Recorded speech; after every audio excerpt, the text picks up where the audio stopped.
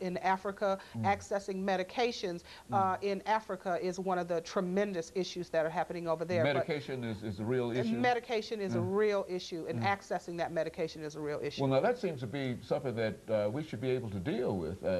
In other words, the world community, perhaps working through the United Nations, should be able to create some kind of situation so that medication can be made available. That is a real problem. Yes, it is. It is a real problem. The pharmaceutical companies, some of them are trying to step forward, many are not.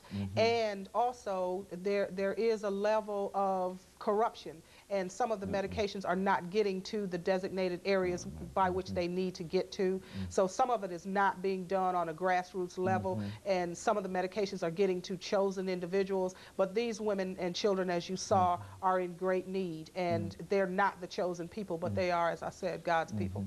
Well, now, in the end, over the last 3 or 4 minutes that we have here, you've been working with this for many years now. What do you see as the ultimate outcome? It seems that each time you come, you tell us that things are probably getting worse. And well, what's the ultimate outcome of all of this? I would say the ultimate outcome is education. There is no such thing as too much education. There is no such thing as too much HIV/AIDS support. We need money to bring the education. We need money to bring the message. We need money to bring the medications.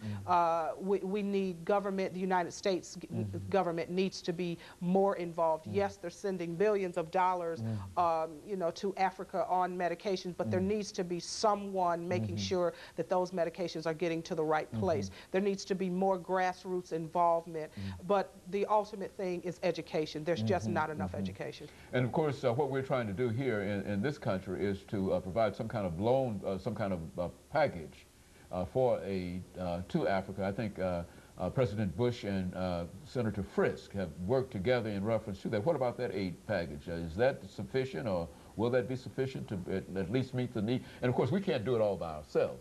Exactly. And the United States should not be held accountable to do all of it by ourselves. I agree with that. But no, that package is not enough. It's just not enough. When in the United States, 1 in 60 African American women are infected, that's not enough in the United States. And if we think that those rates of infection are extremely high, then rates of infection on the continent of Africa are quadruple that. When some communities, the whole village, are infected and children are born with no means of taking care of themselves, we need more money, more support, and definitely more education. And more education. Absolutely. Education. So we just can't do enough. We cannot do enough. And that's surprising. That's the surprising thing about it, is that if education seems to be the key, education is almost the most inexpensive thing that we can provide. Absolutely. And it's through education.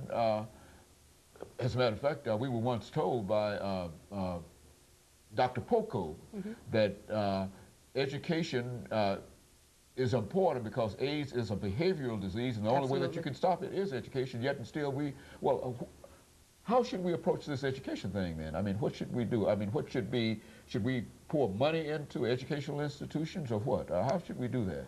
I think, in my opinion, it needs to be dealt with more on a grassroots level. There needs to be education infiltration. We need not take for granted that because I know something, you automatically know it. We need to start educating, especially here in the United States, our children at younger ages. We also need to begin to really put forth tremendous effort, not only to throw money at an issue, but also throw strong education and strong risk reduction education messages and materials in the United States as well as in Africa.